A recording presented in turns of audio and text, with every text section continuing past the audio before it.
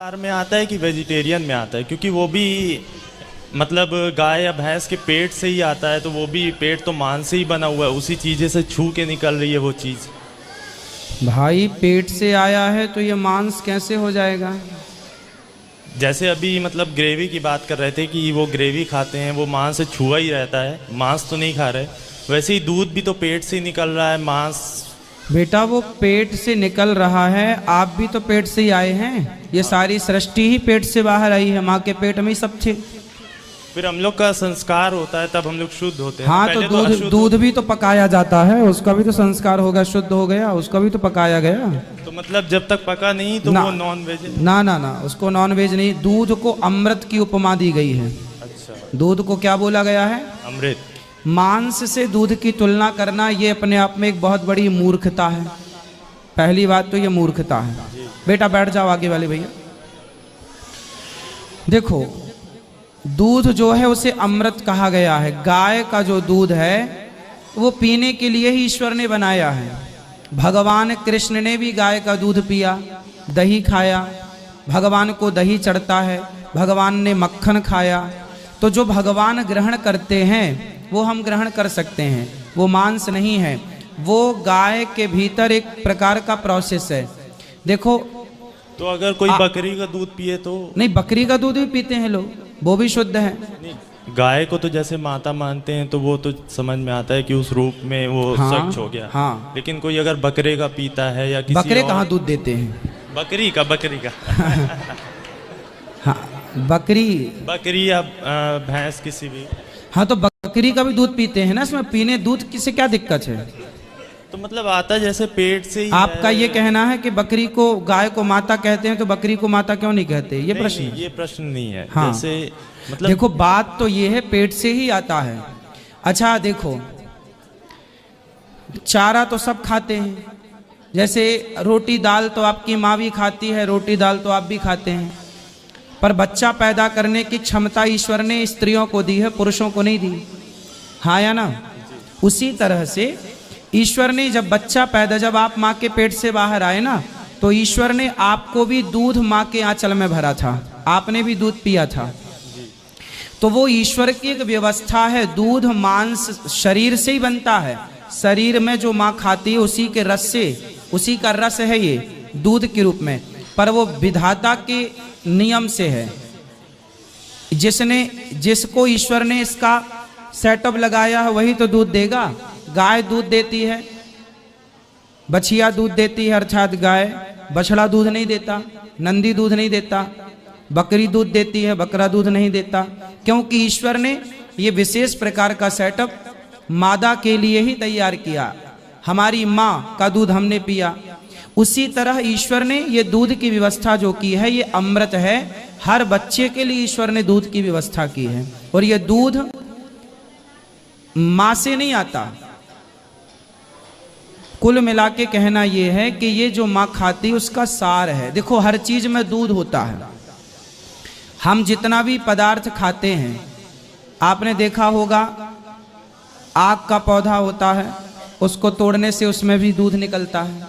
बहुत सारे पेड़ पौधे होते हैं, उनको तोड़ो ना, डाल, तो दूध निकलता है, लिक्विड पदार्थ निकलता है। हाँ या ना?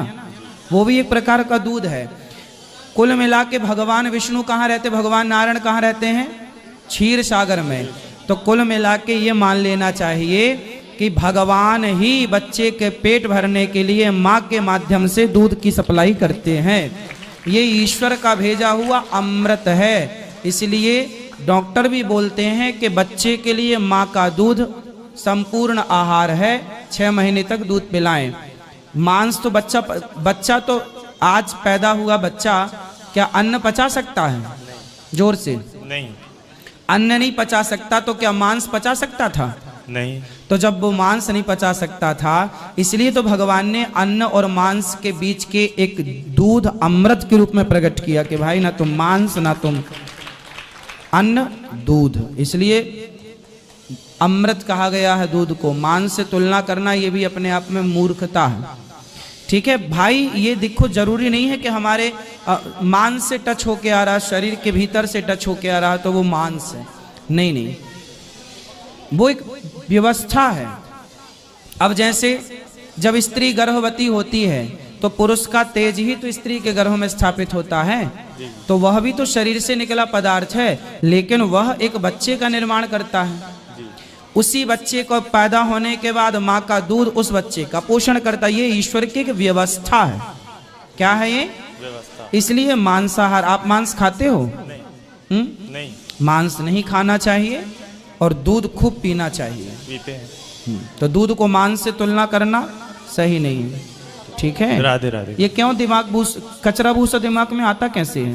नहीं मतलब कई बार ऐसे ये होता है कि डेयरी प्रोडक्ट्स जितने भी हैं वो किसी लिविंग थिंग से ही आते हैं, तो इस वजह से देखो वो ईश्वर ने विधान ही बनाया है।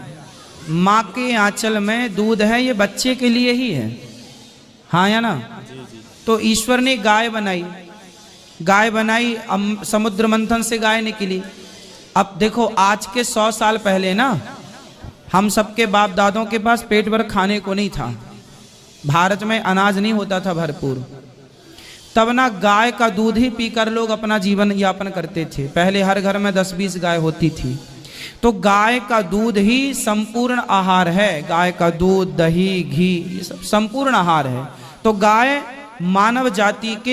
मानव जाति का पालन करने वाली रही है। गाय है, बकरी है, ये सब मानव जाति का पालन करने में सहयोगी रहे हैं, और ये ईश्वर ने व्यवस्था की है। ये व्यवस्था किसकी है? ईश्वर की। अभी समझो, एक लड़का है, वो केवल गौमूत्र पीता है और गौदुग्ध पीता है, और उसने पूरे विश्व में एक रिकॉर्ड बनाया है।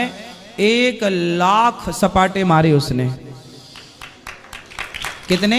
1 लाख। अब बताइए, 1 लाख सपाटे सवेरे से लेकर रात्रि तक दिन भर मारते ही रहा, दंड मारते ही रहा। अब बताइए, ये रोटी चावल में इतनी ताकत है? गौमूत्र पीता, वो लड़के खुद बताया कि हमने गौमूत्र पीता हूं, हमारा उसका मुख्य आहार है गौमूत्र और गौदुग्ध, दही। अब आप देख लीजिए गाय की शक्ति कितनी है, 1 लाख सपाटे मार रहा है, लाख दंड मार रहा है। अब बताइए आप कितनी मार लेते हैं? 30-40। लो, इसलिए कहते हैं गाय का दूध मांस नहीं है, गाय का दूध अमृत है। आप मांस कह रहे हैं इसलिए 30 मारते हैं, वो अमृत कह रहा है इसलिए 1 लाख मारता है। इसलिए गाय के मूत्र को भी पी करके हमारे ऋषि मुनियों ने उसका बहुत सारा उपचार, लोगों की बीमारियों को ठीक करने में, रिसर्च करने का विषय है बेटा, रिसर्च करो, ठीक है? राधे राधे गुरु।